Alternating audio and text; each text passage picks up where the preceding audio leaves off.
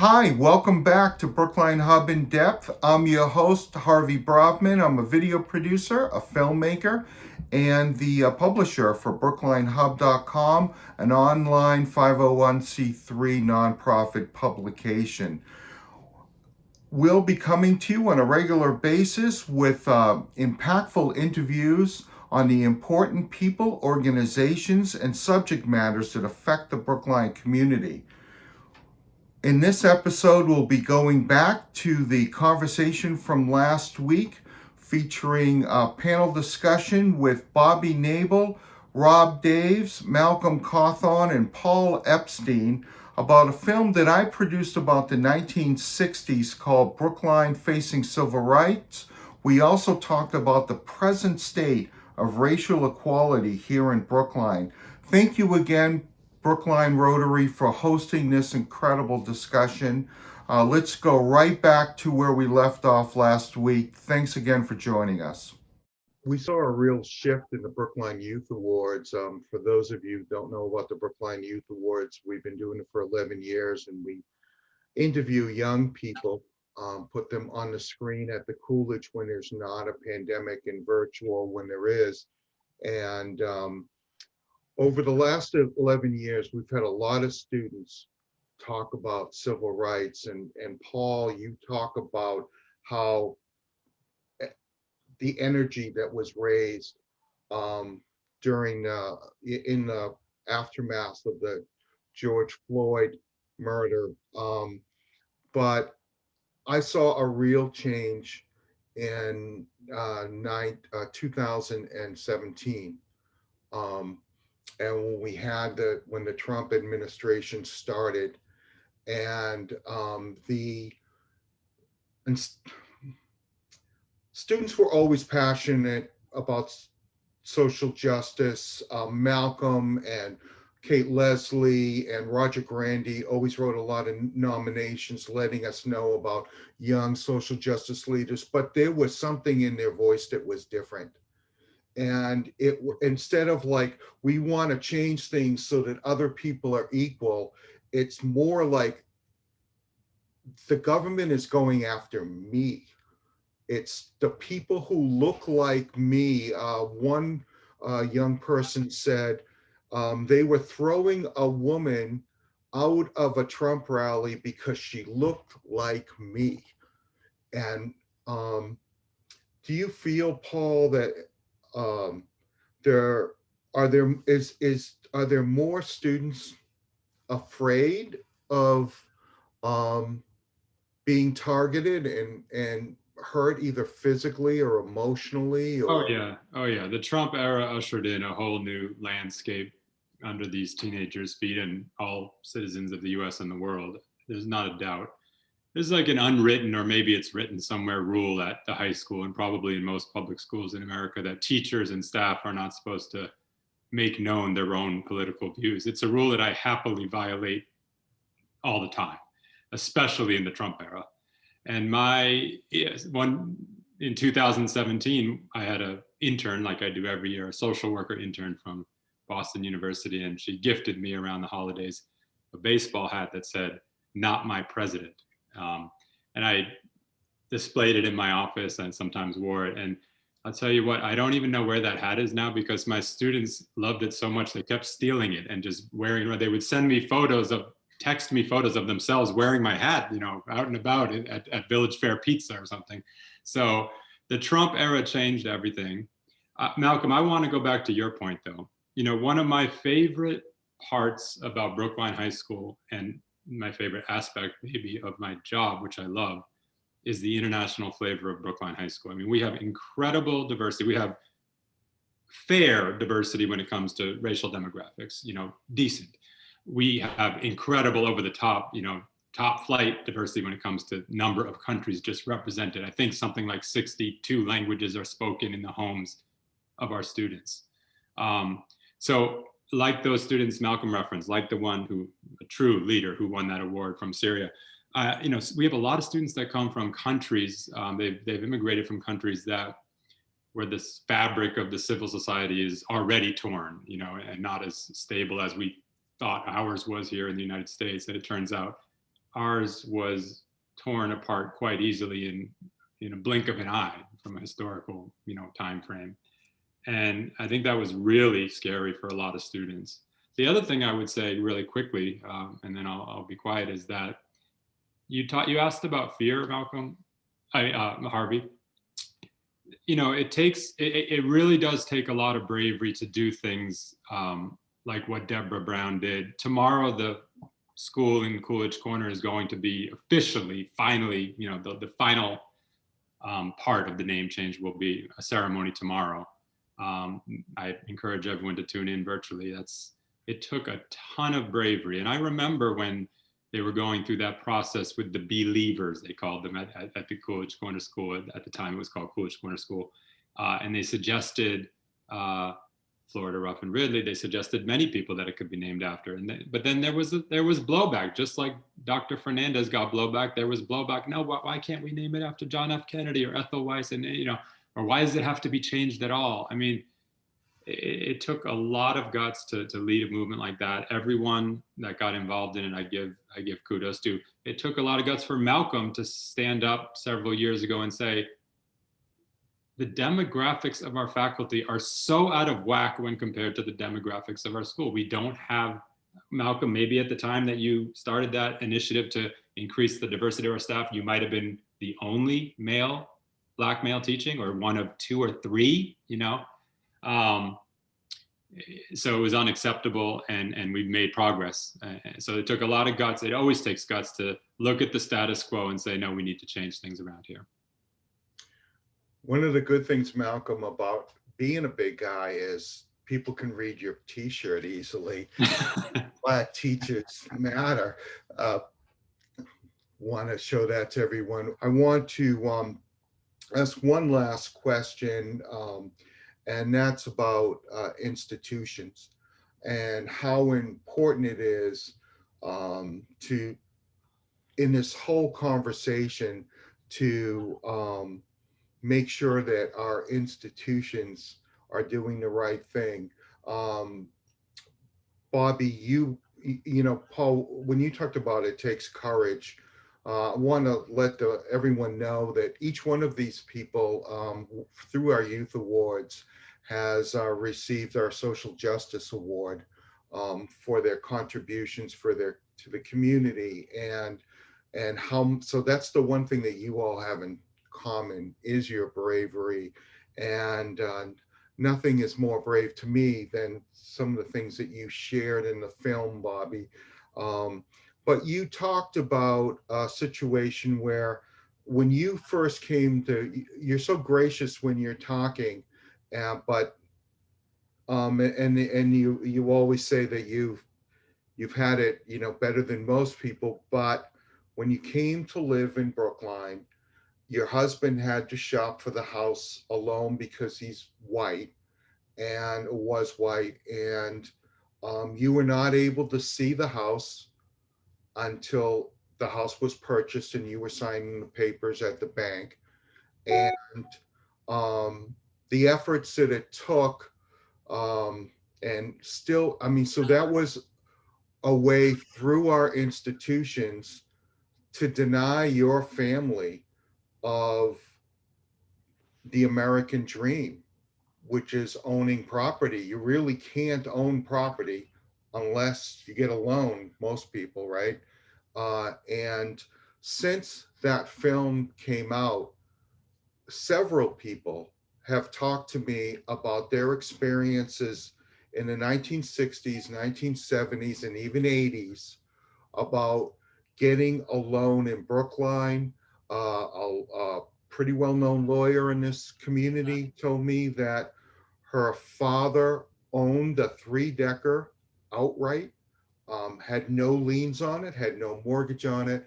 He was not able to get a loan in any Brookline bank and had to go outside of Brookline because he wanted to do some work on the triple decker, and he basically wanted to get a home equity loan, even though he owned the entire property.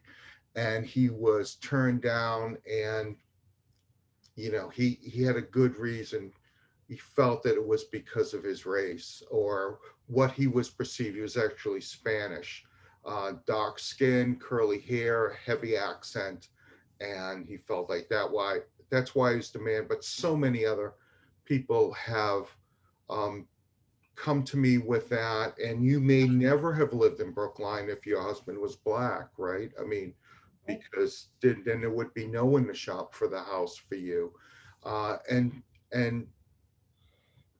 bringing that forward to today, where we actually are having select board task forces talking about reimagining our police department. I know that's happening all over the country, but we've had incidences in the police department and in the Brookline Fire Department in the last decade, where young Black police officers said they felt unsafe, and a Black firefighter is still fighting the town over the racial incident that happened to him in 2010.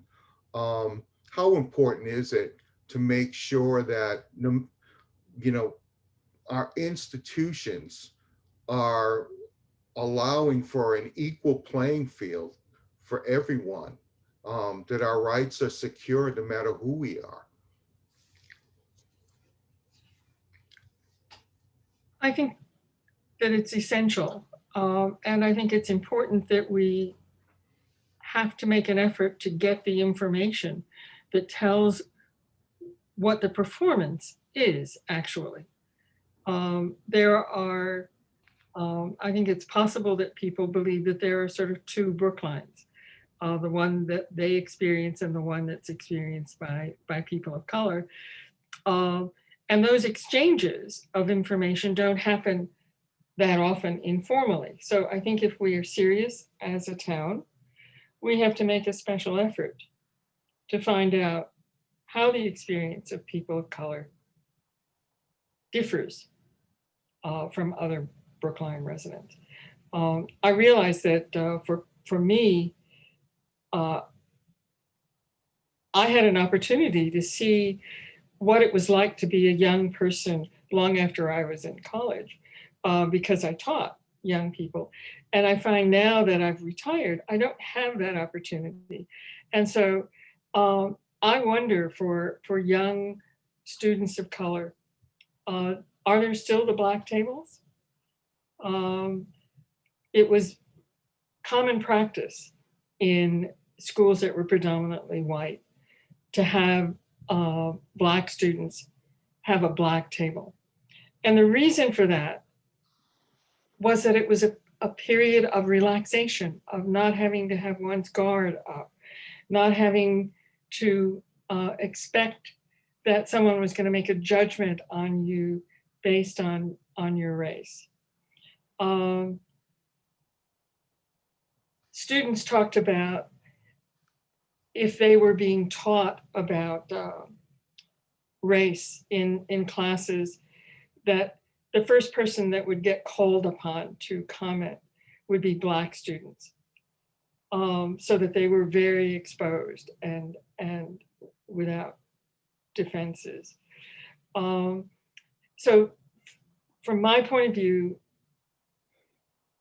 the town has to be particularly watchful over how it trains its teachers for one, its employees for another, that people are not always aware of their own feelings and how they communicate those feelings, and that we need to help them become aware so that they can set a different standard for behavior for themselves.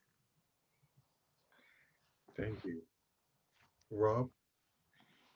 Yeah, but people were talking about January 6th, and I didn't come up with this phrase, but people said, or you've heard that, oh, that's not us, that's not us. We're not like those other countries. That is us. Somebody said that really is us, and we saw that at or I didn't see it personally, but I heard about it about the select board meeting. It was basically just went on. The Capitol was an extreme extrapolation, but it comes from places that we all are in or have been in. and they all need to be torn apart, and it's painful and it's disruptive and people get defensive, but it's necessary. It's pretty exciting now in some way, that these things, and I'm not very good at it, but others who are very brave call out things as they're happening. So like that meeting with Raul Fernandez a couple of years ago, which is just starting to surface recently, was a very ugly interaction at town meeting for Indigenous Peoples Day, where there was a feeling of disrespect that and lead up to that through various town committees that was papered over, and people are looking into those things. I'm a trustee on the Brookline Community Foundation, and we just did a strategic plan, and one of the things is equity, for all. And we have a new executive director who's, she's just taking a step back. So, do you really mean that? And so we're really starting to make sure that everything we do, the grants, our interactions, are tried to be are positioned, or we're looking through it to see, are we really looking at things in an equitable fashion? We're trying to dig deeper. The town is doing that. They have a diversity, equity, and inclusion assessment that's going on. These things are disruptive. They're painful. But on the other hand, they're making conversations, and they're, I think, in overall very. I'm optimistic that things are changing. My son, who I thought was, he's a musician and kind of apolitical. He was arrested in New York City from the Black Lives Matter, and he was beaten, and if somehow somebody filmed it, he's part of a class action suit against the police in New York City because it was extremely unfair. So these things are challenging. People are standing up. And then it's good. I think it's good. Thanks for sharing that. I think sharing things like this, like what we've been talking about tonight, helps us all so much. I know Bobbie sharing her experience getting a house in Brookline. I remember I grew up very poor, but living in the suburbs in Canton. And I remember being embarrassed about my house. In fact, I would have people drop me off across the street and told them that was my house.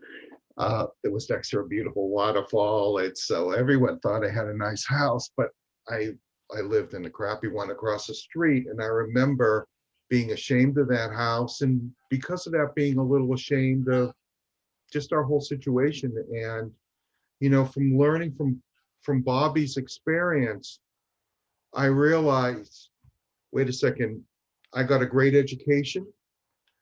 I went to a very good college, Clark University. And if my father was Black, he wouldn't have been able to live in that crappy little house that I was ashamed of. And it made me think of, all of our experiences sort of help each other sort of see the way. Next up is a public service announcement from a nonprofit publication, BrooklineHub.com, and then we're right back to the conversation on the other side. Thank you. Hi, my name is Danielle Myers of ADW Productions and BrooklineHub.com. BrooklineHub.com is a 501c3 nonprofit online publication dedicated to community building through local reporting and events. Brookline Facing Civil Rights was produced by our founder, Harvey Bravman. The film is about the experiences of African Americans who helped break the wall of segregation that existed in Brookline before the civil rights laws were passed in the 1960s. Last year, the film sold out the Coolidge Corner Theater and included a panel discussion on inclusivity. You can stream the film and the discussion on BrooklineHub.com in exchange for a donation to the Brookline Community Foundation's Safety Net Fund. You can also stream Soul Witness, a film that features interviews with Brookline Holocaust survivors conducted 30 years ago, on soulwitness.org. Harvey, Oh, there she is. did you say Chobe? I said to you, Chobe. Oh, Are you there? No. I'm making you a panelist, but I can't see you. That's better that way. Well, let's pretend it's a radio show. And Okay. we have a call in, a first time caller, but long time listener, Chobi Hoy. And Chobi, why don't you ask our panelists a question? Well, I didn't know you were going to ask me to ask them a question, but I heard that your hand was up and you wanted to ask a question. no, it wasn't. But I would like, could I just make a comment on something you said? Sure. Yeah, it's about, I'm a real estate broker, so it's about selling houses. And it's still a problem in Brookline with some sellers that they will say to you something like, oh, I've had people say to me something like, and when you bring people in, you know what I mean, Chobi? And I know what they mean. They mean they don't want me to bring in anybody of color, is what they're saying. But it's illegal. It's against the law. And somebody can be put in jail. That's one improvement that's been made. I know that I'm not asking anybody, but I kept thinking about that when you all were talking about real estate. You know what I always say, when it doesn't happen very often, and it happens less now than it used to. But when someone sort of has hemming and hawing to me about trying to make sure that I understand they don't want me to bring any people of color, I always just say to them, first of all, if I felt like reporting you, you could go to jail for that, saying that to me. And second of all, you've got the wrong broker. Yeah. And so people don't say that very often. It's rare now, but it used to not be so rare, not very long ago.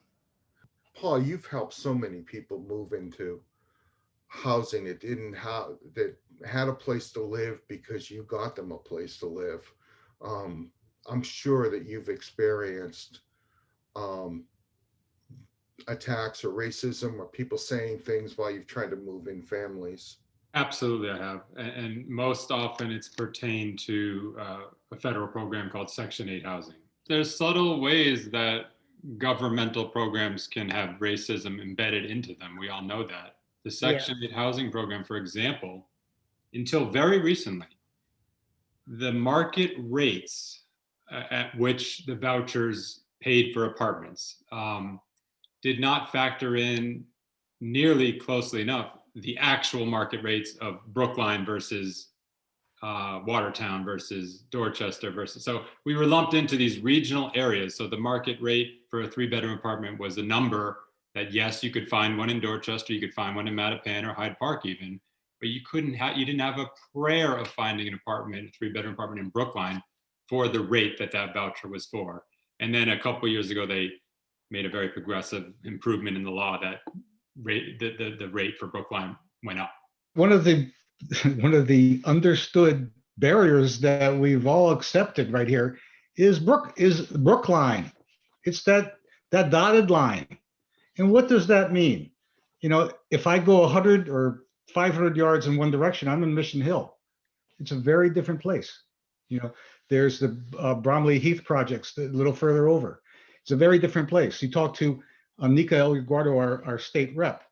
She represents only Precinct 5 in Brookline, but her big set of constituents are very different, diverse population than us. And we've always thought that we're so good that everybody needs to come here. METCO comes here. We need to go there. I think that is one of the things that we can do. So we need to develop links to organizations and cultures, cultural institutions that are there, and they have a very rich history, community, flavor that we the only thing that's keeping us out is that dotted line.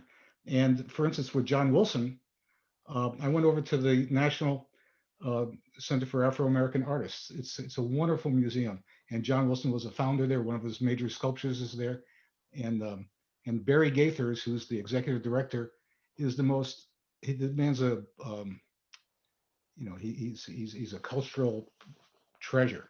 But what you find out is that the history of that neighborhood, that's where Florida Ruffin Ridley came out of. It was nurturing. They had a tremendous arts background. John Wilson, even though he couldn't get into the MFA school initially, his art was encouraged by his parents. And anyway, so there's all these things that we can get by broadening what we call Brookline. Rob, you're so right. And I'm so glad you mentioned our neighboring communities, because I'll try to tie two threads together in your answer and my answer, which is the neighbors and then the youth. At the Teen Center, we've formed partnerships with the West End House Boys and Girls Club in Alston, the Hyde Square Task Force Youth Center in Jamaica Plain, the Mattapan Teen Center in Mattapan. These are powerful partnerships, as Rob was just saying, because there's something about exposure to a diverse group of people when you're young. You know, when you're young. My two best friends, just to get really personal, from kindergarten in Brookline, Malcolm knows these two names, Joseph Gardy and Josh Williams. You know, one was Vietnamese, adopted towards the latter stages of the Vietnam War by a Brookline family. The other is Canadian and Ghanaian. So an African-American friend and a Vietnamese friend that I'll see Saturday, 40 some odd years later in my book group with Harvey in the book group. But, you know, there's a real power to form those relationships when you're young. But there's always a flip side. Like, I've seen my own kids go through Lincoln School and now the high school. And when they were in kindergarten and first and second grade, they had play dates with a very diverse group. Many of their friends at those young ages lived 100 yards away on Chestnut Street or High Street. I live on Chestnut Street. We have a housing development down the street. Sadly, some of those friendships did not last even into middle school, and certainly not now into high school. Some did, some didn't. So there's just powerful forces that kind of play out in personal ways in terms of friendships, not just in Brookline, but everywhere. I'm going to go to Malcolm and Bobbie, but just to interject for a second. First, a great point, Rob. There is an organization that was founded by a 13-year-old in Brookline in 2008 called the Brookline Literacy Partnership. And they still today. That's how I first met you, Harvey. Sorry. We met way before that, Joby. But did we? I was thinking it was there. No, it was like 15 years before that. But anyway, the Brookline Literacy Partnership was founded by a 13-year-old and Sarah Plovnick, and she also wrote the first nomination for the Brookline Youth Awards. And when I read it, I thought that it was this nonprofit, and the director of it wrote a nomination when it was actually, she was a senior in high school at the time. And she wrote it for a student we all know, Ben Hoff, who was one of our Youth of the Year. And in Ben's interview when he was a senior, he talked about the first time going to the Mather School in Dorchester and the feeling that he had of being ashamed that, you know, growing up in Brookline and experiencing all the amazing things that he and the advantages that he had, and knowing just 3 miles exactly from his house, students were going to school in a situation that he couldn't even fathom. And he knew that their chances for success were so much lower than his, just because their home was 3 miles away from his. So the issue, it really is also, who is our community?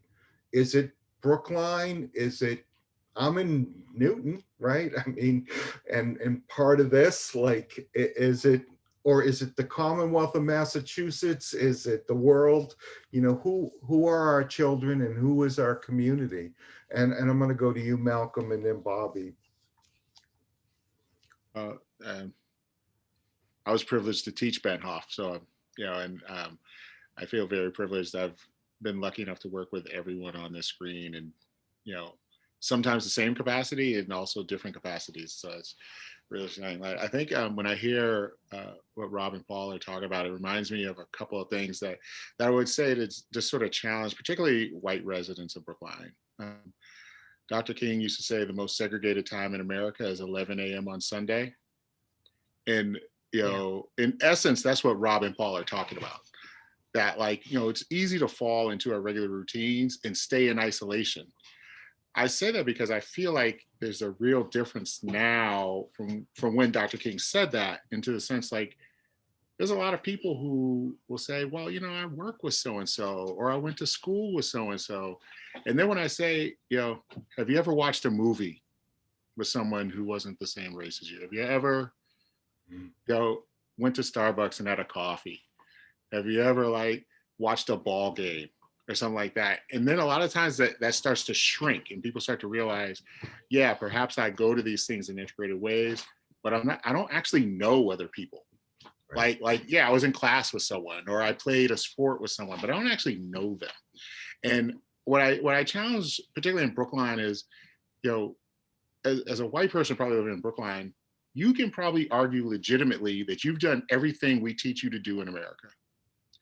Your parents probably worked very hard for you to live in a certain community so that you could go to a good school. And what that really means is there's very few people of color. And you work really hard through your school time to get yourself into a good college. Well, that means you're probably in college with very few people of color. And then you work your butt off in college, do well, and you get a good job. Well, that means you're working in an institution probably with very few people of color. And then you work really hard, save up your money, and buy a house in a good neighborhood. And that becomes the cycle. And so you have to be conscious to break the cycle. And so, you know, when Paul and Robert talk about these opportunities, those are also in Brookline. I'm always amazed that when I go to, like, the Cherry Blossom Festival, how many people come from outside of Brookline as well as Brookline, and the diversity of it, and the beauty of it, and so there are a lot of opportunities for those things within Brookline as well as outside. But you have to be conscious that you know, what you've been taught is also giving you a racial isolation. And I'm not saying that to feel guilty or to lay blame, but once you know that, then you can break out of that. And you have to be able to recognize it to break out and say, you know what, that Black guy I worked with for 10 years and had a desk down the hall, maybe we could have lunch together one day. Right. And I'd actually get to know that, like, that person probably has a family and, like, all these other things that make them human and valuable. And that's, to me, how we break it. You know, I could give you loads of books and all those other things, but if you don't actually get to know a Black person or a white person, you know, it's all intellectual and tangential. And so I would just, again, I say that not to bring guilt, but so we can recognize it and then say, okay, I got to break that cycle. Thank you. I'm gonna, if any of you watch MSNBC and Lawrence O'Donnell, he has shows called The Last Word. So I'm gonna, before I give Bobbie Knable the last word tonight, I want to say this was an amazing conversation. I really appreciate it. I think everyone, I know I got a lot out of it. We're going to expand this so more people in Brookline can know about and see the conversation that we had tonight. But also want to throw in, and I'd be really remiss if I didn't, that one issue or one group of people that we have not talked about tonight are people with physical and mental challenges. And what Malcolm's talking about, you know, when's the last time you watched a movie with someone in a wheelchair or with cognitive learning issues or on the autism spectrum or something, Down syndrome, and how much you can get from that experience, because these are people who have a lot to add to our society and to each of us as individuals. Bobbie, I'm going to give you the last word on to our viewers, and I also want to say thank you so much to the Brookline Rotary, if I haven't, for having us here, for being a part of this. Brookline Rotary is such an amazing organization because it's philanthropic. It's there to help level the playing field and to help people in need. And I think so many people misunderstand the Rotary, and they think that it's something more or less than it is, and it's just about business connections and things like that. But if you wanna help, I think one place you could start is by joining the Rotary. Bobbie, the last word on our show. This will be on MSNBC tomorrow night. I want to continue with some things that Malcolm was saying. We are encouraged a lot these days to talk to one another, that the need for conversations between people of color and white people. And yet a lot of those opportunities fail fairly significantly. And the question is why? One of the things is that if you were Black and talking about your experience, sometimes what you want is an affirmation of the difficulty of that, a recognition of what it means to be who you are now and to have gone through that and to have overcome it to the extent that you have. What it means sometimes for whites is to feel that one is being accused of being responsible for everything that's happened to Blacks, for being privileged, for having advantages, and the need for guilt on the basis of that. That makes conversations very difficult, not very productive. And yet I think that it is truly important for white people to understand the experiences that contribute to being Black in this country, to know what it means day by day, to know why something that one would take for granted if one were white can't be taken for granted if you were Black. To have people share that kind of information in a way which is a kind of offering to people to help them understand, rather than a set of accusations against them. And then it's important for whites to make use of that information, to compare it to their own experience, to see what they did not encounter, and to know what difference it might have made in their lives had they had to deal with those things. And to feel that they are not guilty and responsible for what's happened in the past, but they do become responsible for changing the future and for their behavior in the future. So I would like for us to try to create opportunities for those exchanges to take place so that we do get to know more about one another and about what the lived experience is for people that you need to understand and take into consideration if you're going to create in Brookline, say, a residency and a place to live that's going to be responsible and responsive to all of its members and its residents. My dad used to tell me to do good things with good people and you'll end up being okay. And Paul had to jump off, but I've been privileged to be able to work with, and I consider you all friends. So thank you so much for taking the time. Thank you, Rotary. This was really a great evening, and I wish us, until next time, right, we'll all be working together on something else. Thank you, guys. Thank you. Thank you. Thank you. Thank you for the opportunity. Thanks again to our incredible panelists and for to the Brookline Rotary for making this conversation happen. And thank you for joining us. We'll be back soon with a new edition of Brookline Hub In-Depth. Thank you.